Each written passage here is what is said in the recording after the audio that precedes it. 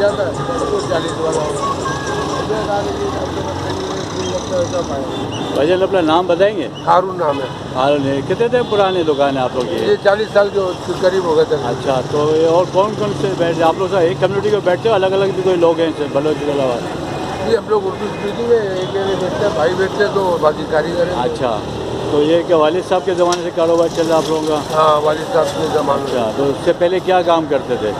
तो यही फूलों की कर रहे हैं। अच्छा, शुरू से फूल है। ये कहाँ से माल आता है आपके पास? हैदराबाद से। हैदराबाद से आता है। और कोई क्या? पंजाब से भी आता है, कट फ्लावर इंग्लिश। अच्छा, इससे सबसे ज़्यादा फूलों की डिमांड कौन सी होती है? ये कट फ्लावर की। कट फ्लावर की। अच्छा, चलो मेहरबानी भाई।